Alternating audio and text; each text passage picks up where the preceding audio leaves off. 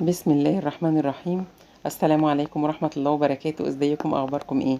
هنعمل النهاردة طبق بطاطس جميل جدا هيعجبكم ان شاء الله.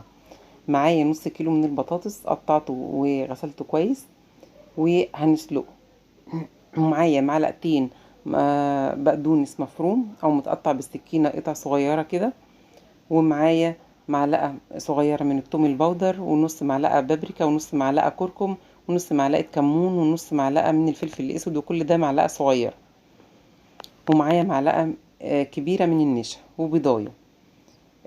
سلقت البطاطس، نص كيلو بطاطس سلقتها، بس ما تسلقهاش جامد، يعني ما تخليهاش تتهري منك، عشان لو وصلت لانها تكون مهرية منك هتشرب مية كتير، وهنحتاج ان احنا نحط في الخليط دوت بقسماط او دقيق علشان نعادل القوام بتاعها. فخليها احسن مسلوقة بس، لكن مش مسلوقة ومهرية. هرست البطاطس لازم تهرسيها كويس جدا وتنعميها كويس جدا، ما يكونش فيها اي كتل. حطيت عليها معلقة من النشا، معلقة كبيرة من النشا، معلقتين بقدونس مقطعين صغير. وهنحط الثوم البودر والكمون والبابريكا والكركم، وكمان فلفل اسود وبصل بودر لو موجود. ده كيس مرقة دجاج فورية تديها طعم حلو جدا، نحط برضو عليها. وكمان هنحط عليها البيضاية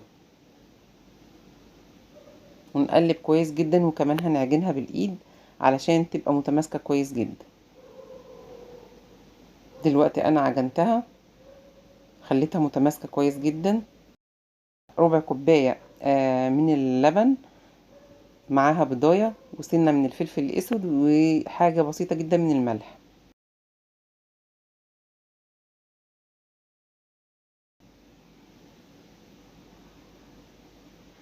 هاخد كده قطعة من البطاطس نصبعها كده، نخليها زي صوابع، بس بتبقى يعني تخينة شوية، مش بتبقى زي صباع البطاطس، لا بتبقى تخينة شوية.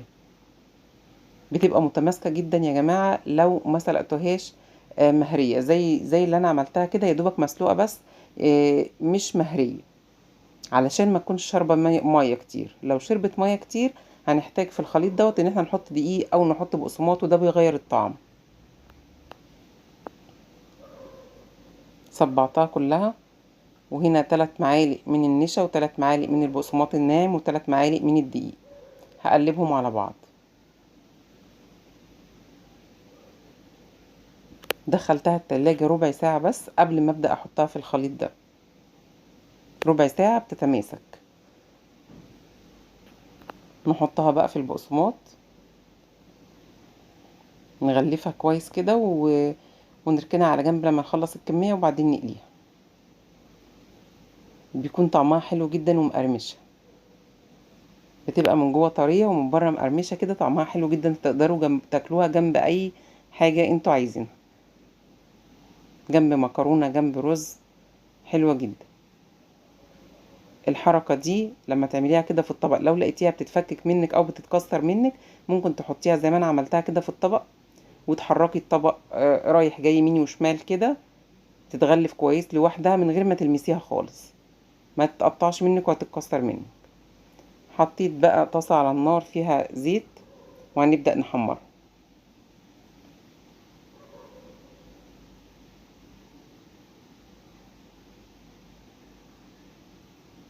بنحمرها كده لما تاخد لون ذهبي،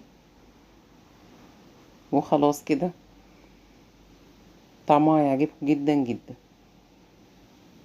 نقدر كمان نعملها سندوتشات في المدارس، او نعملها سندوتشات في الفطار، حلوة قوي.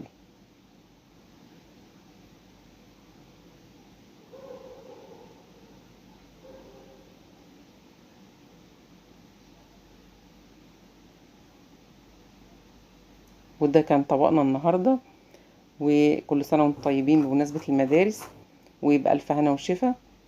لو عجبتكم الوصفة اعملوا لايك واشتراك في القناة وتفعلوا زر الجرس علشان يوصلكم كل جديد من فيديوهاتي. والسلام عليكم ورحمة الله وبركاته.